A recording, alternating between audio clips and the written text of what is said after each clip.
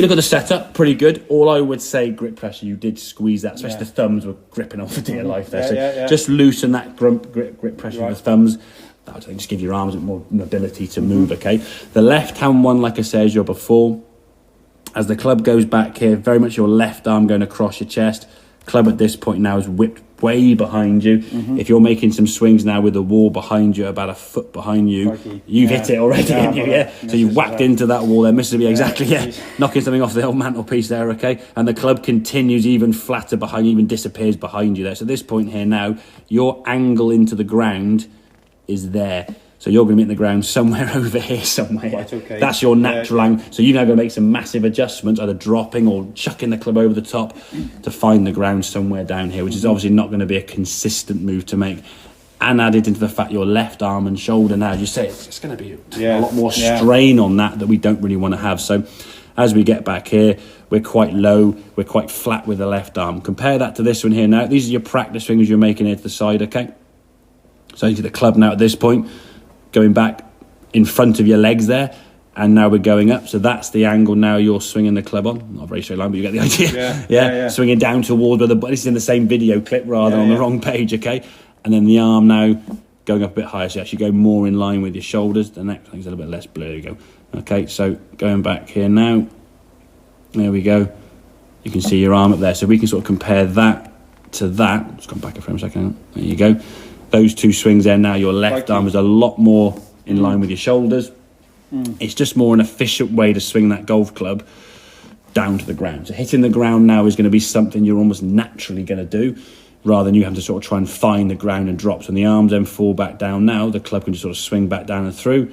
Nice balance follow through. And if you actually watch this swing on the right now, when you actually get the golf ball, it'll generally be a little bit less up because you'll kind of go back to kind of hitting the ball mode as opposed to practice swing mode. But that's why I like sort of drilling up against the wall there, that up and down mode, and also doing 3 or 4 practice swings before a shot, because when you get the golf ball here now, again, it's not a bad movement, but your left arm maybe a little bit lower there. It's not low, but lower than what it was in practice, but certainly a lot higher than what it was previously. Now, what I like in some ways more so, just from a consistency standpoint, as we alluded to at the start about uneven lies, just watch your footwork now and your body as you come back down the golf ball. Good strike, nice and balanced.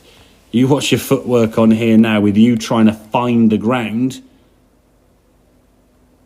Look. And then as you go through, you're like, oh, and you can almost see that. Look at your left toe there, kind of like, it's not really, and you sort of, you can imagine your right foot's like gripping the ground there.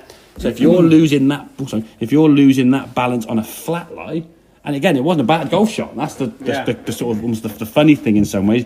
As a golf shot, it was all right, but it took you 4 or 5 swings to kind of find that. But you kind of the movement there with the arm being so flat, trying to find the ground, making all these adjustments, which you just got good at making, but it wouldn't be a very consistent way of doing it. I'm swinging a weight, aren't I? I'm swinging a weight around my body, as opposed to kind of. Momentum swing. And this is where you must have heard the phrase, well, let the club do the work. That's all well and good, but what does that mean and how do we let the club do the work? If I'm swinging the club flat around here, the club now wants to do its work out here, very high above the golf ball. I want it at the ground. So I got to try it in the ground. Now I'm going to drop in the ground, then you start in the ground sort of back here behind the golf ball. Well, now you not wanting to hit the ground back here, you've got to try and make some adjustments. So you're always fighting kind of physics, I suppose, all the forces that have been produced on your body and your golf club when you swing it, and then you're sort of trying to fight all these things out. You can almost see as you come through, sort of falling back a little bit, just looks out of control, whereas this one just looks a lot more kind of like boom, boom, boom. Now, you'll get a couple of shots now that do that, and off to the right slightly, okay? Only because I would say the predominant bad shot you hit was that way, wasn't it? So you kind of implemented things in your game to hit it less right, or sorry, less left, which would be more to the right. And then sometimes it'd be that big slinging hook where you go right to left. When your brother was saying you had that big sort of in-to-out swing. Well, the in-to-out swing stems from your club going here. If your club's here, it's going to come from in to out.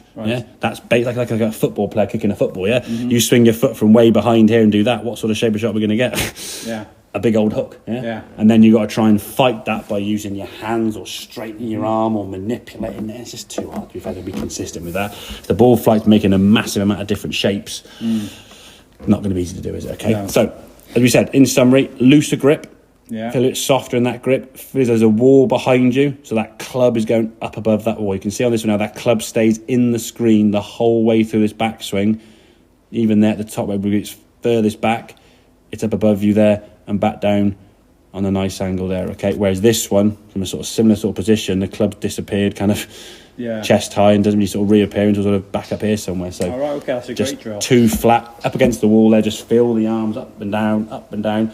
And like I say, the torso twists, the arms lift. That's it. You had the arms doing the job coming around your body, which puts stress and strain on the torso was twisting, but it's the torso wasn't twisting, the torso was moving. Because if you take your left arm and do this, what's your torso going to do?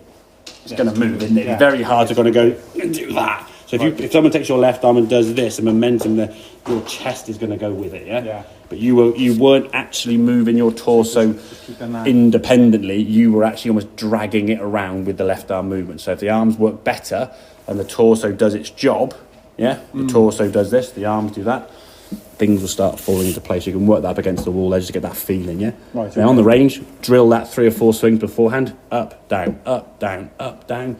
Step the golf ball. 1, 2, 3, bang, hit it, yeah? Make sense? Yes. Good man, right. Let's have a couple more then.